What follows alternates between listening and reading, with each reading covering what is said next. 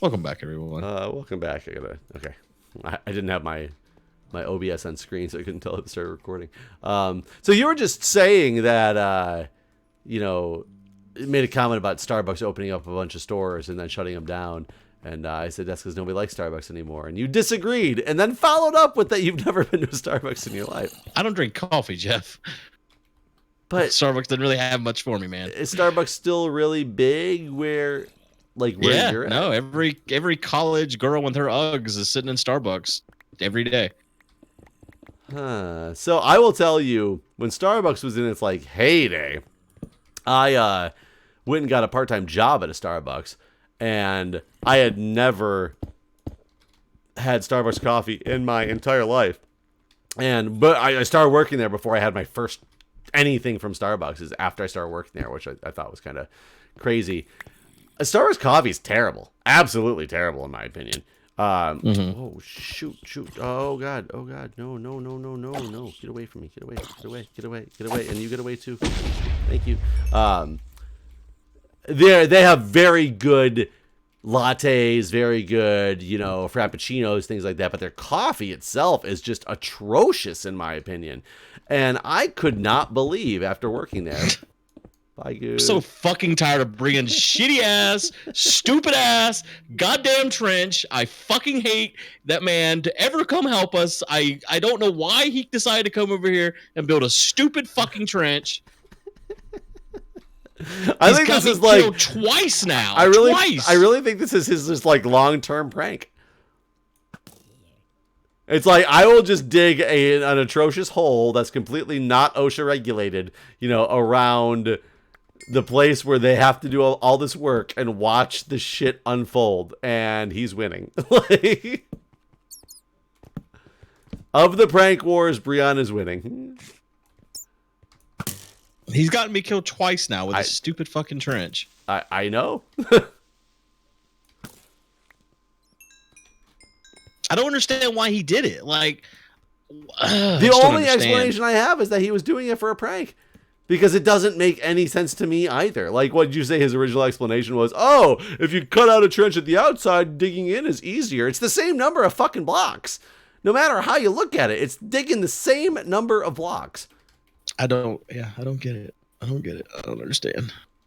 It just puts a dark area for mobs to spawn. Mainly Enderman. Keep getting fucking Enderman for this stupid fucking Brian trench. I really think that it's got to be a prank. I would believe that. The unsaid prank. There's amazingly a lot of emeralds in this cave. Yeah, I guess we are in a extreme hills biome, right? Sure we are. I mean, that's why we keep getting stupid fucking silverfish too. I guess that makes sense. But you've never eaten a Starbucks in your life, or drank a Starbucks in your life. No, I don't drink coffee. So finally, I found a lava pool. Now, how do I? What's your chords? Hold on, I have to yell at people just like I yelled about this stupid fucking scaffolding back in the day. Everyone that keeps saying put a cap on it, I put multiple caps on it. But the thing is, we're digging down. We keep digging down. We'd have to digging down. Let's build it back up from the bottom, and then the trench won't be as treacherous let's anymore. Replace all the blocks and dig them up again. That's basically what people are telling me to do right now. Okay. Anyways, carry on. What's your chords? Because I found a lava pool that I want to try to make a better path to. Are you in the pyramid? Clearly. Yeah. Hold on. Yes. Hold on. I was fighting. I'm at 220 negative 957. 220 negative 9. So you are okay, this way and this way and this way and this way. Okay. I'm going to start staircasing up to an area that's going to get me closer to you. Okay. But you think Starbucks has still really maintained the base that they had? Everyone I know that drinks coffee goes to Starbucks on the regular. See, I feel like about 5 years ago, I had people that were still almost what I would call the holdouts at that point that still lived by Starbucks when I was already going through its major decline. And I feel now that maybe it's because I'm in the DC area, there's still a lot of Starbucks and a lot of people who drink Starbucks, but there's also a very anti-Starbucks crowd that would, that they think Starbucks is like a terrible, terrible thing, and corporatization of anything. Well, you live blah, in blah, DC. blah. I do live in DC. So maybe that is part of the hipsters hate problem. things that are popular. That is because they want to be cool. That is definitely true. Oh my god, what was the thing? That was really loud. Do you hear that? No. Oh my god, one of the new sounds of whatever was like, wah, bung. That's a cave sound. Oh, it's a really loud cave sound. God, what the hell did she say at work? She said, God, I wish I could remember exactly what it is that she said. And I was like, that is the stupidest thing I've ever heard. And she goes, I'm a hipster, though, don't you know? I love that type of stuff. And I was like, oh, dear God. Who was this? Somebody I work with, one of my colleagues. I must be way out of the pyramid because I'm not getting the beacon help anymore. Trying to dig kind of like a square stairway so I stay somewhat where we're supposed to go. I will say that I loved working at Starbucks. I had a lot of fun working there.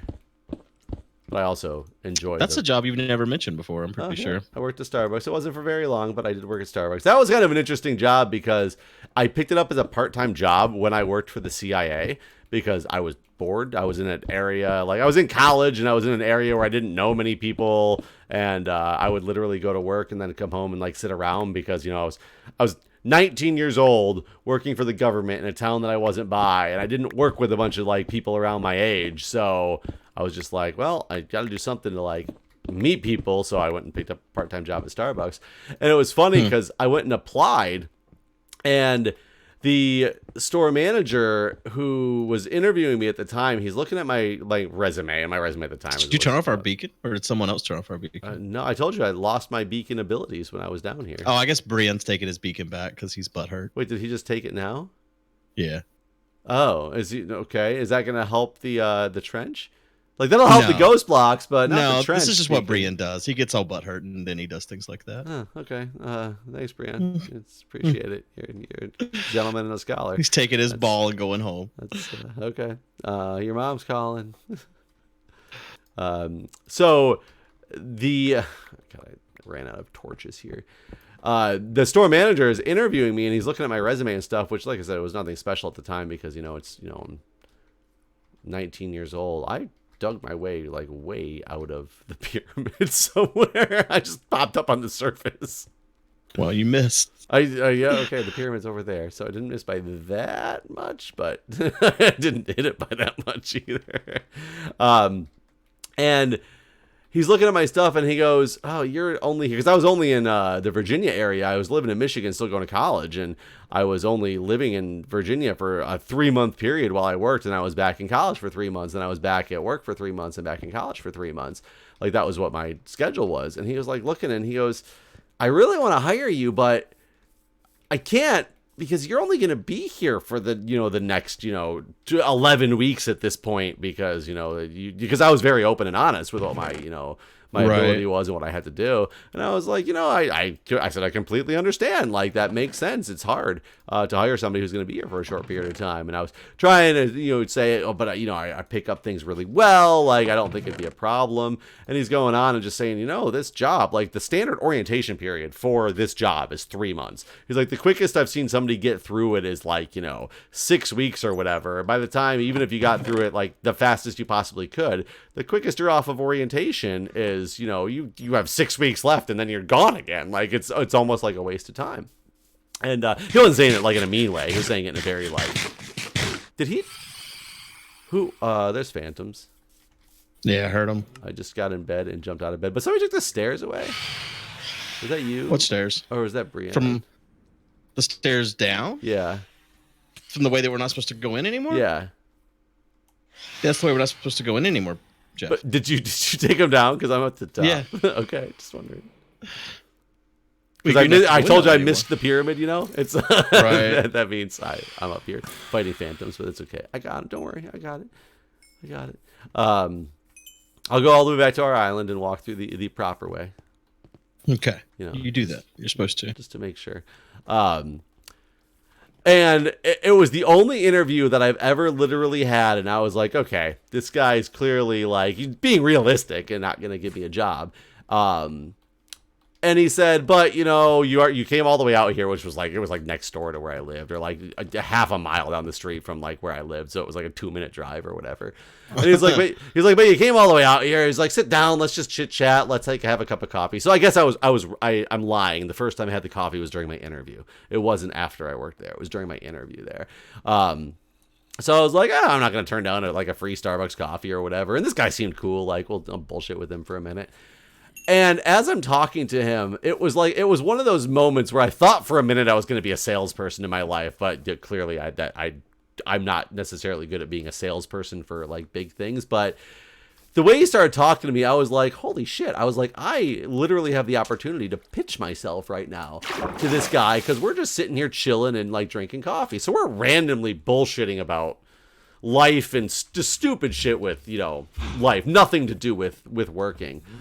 And every so often, I would just throw in a little tidbit about, oh yeah, when I was, manager at McDonald's, like this is, I had to deal with this type of crew, like this situation sounds so much like, this experience that I had at, at this job and blah, blah, blah. And I literally played it so perfectly. 20 minutes into like this cup of coffee, he just stopped and he goes, fuck it, I'm hiring you anyway. And he went and started like filling out the paperwork, and that's when I started working at Starbucks. Is like that's great because of that, and I did get through the orientation time frame, and it was funny because right when I started there, one of the guys told me, he goes, if you enjoy your Saturday mornings, don't show him that you're picking up as fast as you are. Because I was picking it up really fast. It was like, it's food service. It's just a different type of food service. Like, it's just, but it's food service. So I was good at it. And he goes, don't show him you're picking up as fast as you are because you will be on the schedule for every Saturday morning at 6 a.m. because that's the busiest time for this restaurant. And I was like, man, this guy went out on a limb for me to get me this job. I'm not going to like try to hold back. I'm going to show him how good I am at this and that he made the right choice. And I shit you not. Every Saturday for the next 3 months was me working 6 o'clock in the morning every single Saturday for 3 months because it was, it's amazing how many people work in the food service industry who aren't necessarily good at it, but they have a job because, there's nobody else to fill that position. I don't see how you can be bad at that job. It's so I think a lot of it is just that people don't care. People look at those type of jobs as pitiful, meaningless jobs, and therefore they don't put effort into it that they necessarily would a job that they thought was more quote-unquote higher society. But, your really good workers don't give a shit what the job is. They're going to do their best for any fucking job that they have. And also people that work in the food industry and don't give a shit about it are probably the same people that complain whenever they don't get their order exactly right whenever they go through a drive-thru or something. Daniel Tosh, the comedian Daniel Tosh? Yeah. He does one of his old comedy, stand-up routines. He said that, he feels that every person in their life needs to work a year in the food service industry. And then they'll learn their ranch dressing isn't that fucking important. Right. Yeah. No, it's the truth. Yeah, absolutely that's the truth. I mean, it's like, people. You run into some really, really, really kind and nice people in the food service industry, and then you run into some real fucking piece of work assholes that I don't understand how they survive through life with their attitude. Right. That's just what it is. I mean, you worked at Shoney's babies for years. There's babies? Babies, children.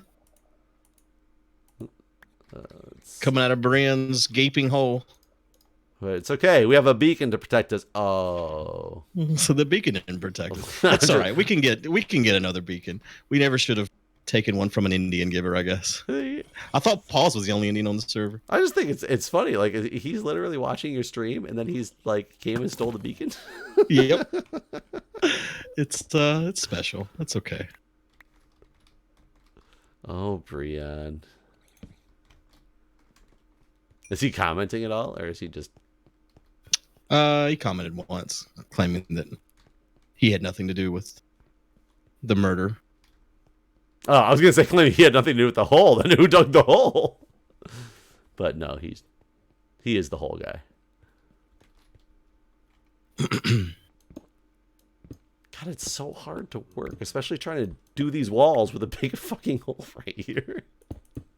Yeah, no, we're almost down to the beyond to the point where no, not over here. He got further over here. You're like, no, we're actually not that close at all. A lot of the sides were getting pretty close to being done with the nightmare, the Brian nightmare.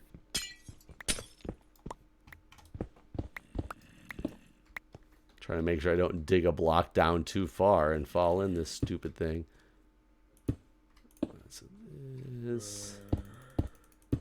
We're not close at all. What are you talking about? We got like 15 blocks to go. I guess on this side, maybe he didn't get as far down. Oh no, did I not get that fence? Shoot.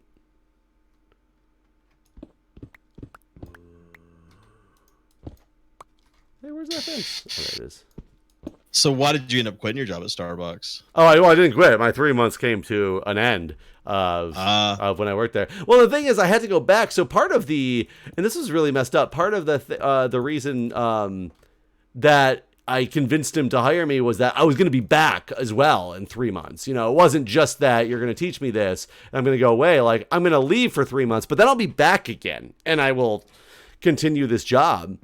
And when I was heading back there, I remember calling him up and saying, hey, I'm on the way back to DC. Start putting me on the schedule again. You know, as long if you have a need for somebody, which he did have a need for somebody. And he called me back like a couple hours later, and there was some random weird policy with Starbucks that they had to put me in so I couldn't not work and be considered an employee. Or excuse me, a partner. You were a partner. You weren't an employee at Starbucks. You're a partner. Oh, really? But I couldn't not work and be considered a partner, so he put me on some type of leave. But apparently the way it works with them is whatever this leave is that I was on, you're not allowed to or if you want to come back from leave after it's been X number of months, you have to have a 6-month waiting period. Wow. I think it's so that you don't quit and come back and quit and come back. I think it's one of those corporate ways of trying to control store managers who want to give people, oh, well, you quit, but I let you come back. And then you quit again and I let you come back. Like some weird thing. So He had no control and there was no way to reactivate me in the system. From his perspective. And it was funny because I had to accept that I didn't have that job anymore. But then I had made a bunch of friends at Starbucks. I still hung out there all the time. And then that was my friend base, was all these people I worked with at Starbucks. And about a week before that stint ended of me working out there, it was funny because he called me up and he's like, oh, your time frame or whatever has come to an end. I'm going to put you on the schedule starting next week. And I was like, I can go back to, to Michigan after next week. I'm done in this area. So I worked at Starbucks for a grand total of 3 months. Shortest job I ever probably had.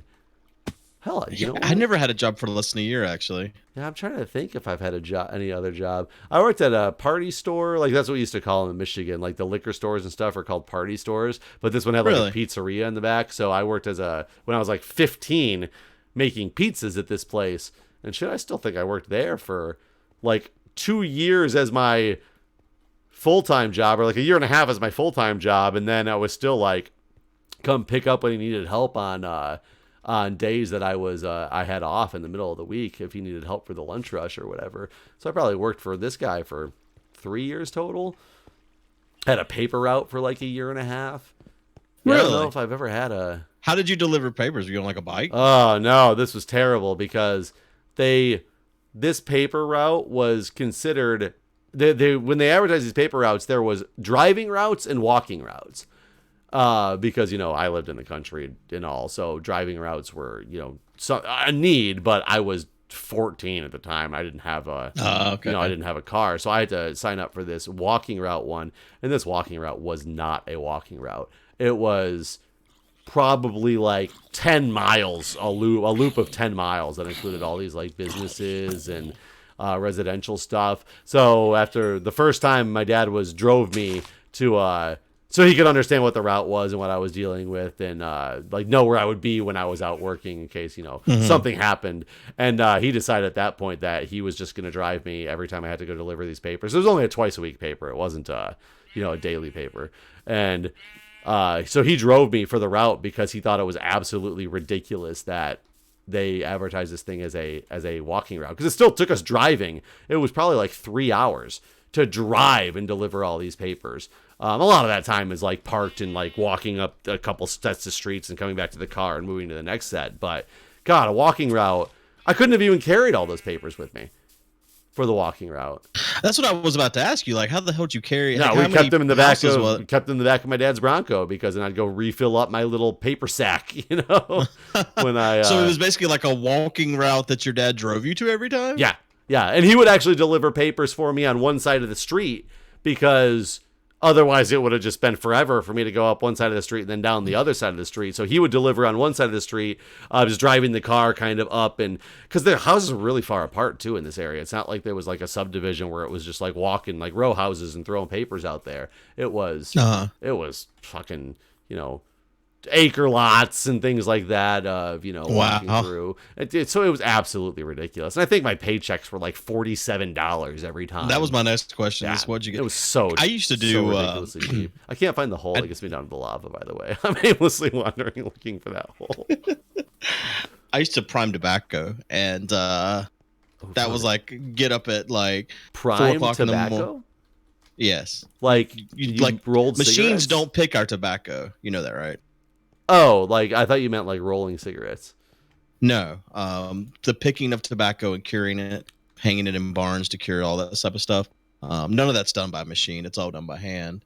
And so they either hire Mexicans to do it, or they hire school-age children to do it. One or the other. And they pay them hardly anything. So like you get up at like 4 o'clock in the morning, get home around 1 o'clock in the afternoon, and do that for 5 days a week, and then get paid like $40. Yeah. Yep. I also worked and like good. I was gonna say I worked at a berry farm that was basically preyed on like school children to come work there because they could pay them under minimum wage, and they even had like an agreement with the school, like all these people who worked for them, you could take a bus, like you could all get on the bus route that dropped you off at the berry farm. So that like there'd be like 30 kids getting off the bus at the berry farm to go to work, and you get your check for $30 after 20 hours of work. My cousin, literally every day we'd come home, and whatever the chemicals they put on the tobacco, he would puke for about 3 hours. Literally every afternoon. Oh, that's not just spend the whole afternoon puking, and then after he was done puking, we'd go swimming. The last week I was working for him, like I was supposed to work for him the whole summer. I did this for one other summer, but then the second summer I was doing it, like I guess some of the kids were a little bit older, and half of them were assholes, and I didn't get along with some of them. But so like half the days I just didn't want to even go, because like I remember my dad gave me like this old like shitty shirt to wear, so that I didn't like ruin any of my clothes, because you're out there like pouring sweat, and also it's like the leaves are wet from the morning dew and whatever else, and so you get really gross while you're doing it. And so like I'd wear like just shitty clothes that no one cared about, but then like this one asshole tried to pick on me about the fucking clothes I was wearing, and it's like, meanwhile I ain't trying to ruin my regular clothes. So anyways, I already wasn't having a good time.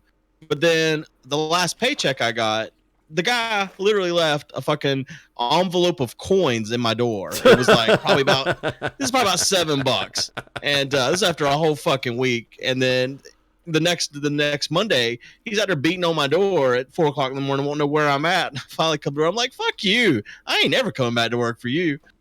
God, it's amazing how, and it was so funny because I remember I used to see the wage poster on the wall that like employers are required to hang up there that tells you what minimum wage is. And at the time it was $4.25. Yeah. I was getting like $1.12 an hour or something like that. Something ridiculous. Right. Somehow children are exempt from minimum wage in some weird way, shape, or form. And I don't really think that they are, but they somehow get you. And I remember I used to stare at this poster going, why am I looking at this poster, but I'm not getting paid that? But I didn't know like any better to try to, argue or whatever. And I don't think my parents thought much of it, because it wasn't like they thought I was in that job to make bank. They were happy that I was learning, like having learning responsibility, things like that. It's a whole different, ball game when you're young and have a job than just making money. Because I was like 12 when I started working at this berry farm. And of course, I still worked there for fucking years for no reason, because it was a job. All the school kids did it. Yeah, I think my cousin kept working at the tobacco for the rest of that summer, but I sure as fuck didn't after that little sack of coins I got given.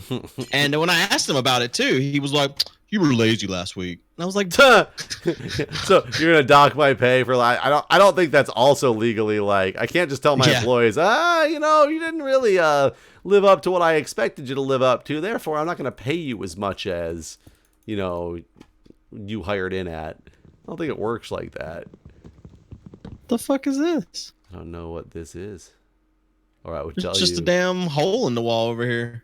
Hold on. I will look once I get this covered up. Oh, I lost a fence post somewhere. Okay, I see you. Just like a tunnel in the wall for some reason. It's just another tunnel in the wall. Yeah, I remember when I worked at the bar that I worked at, that was what minimum wage was $4.25. But I actually got my whole $4.25. If I remember that, weren't we digging out to try to see how far something was? I don't remember. Okay, well, I'll close that right on up. I'll put some torches in there, so hopefully nothing spawns in it. What were you saying about $4.25 though?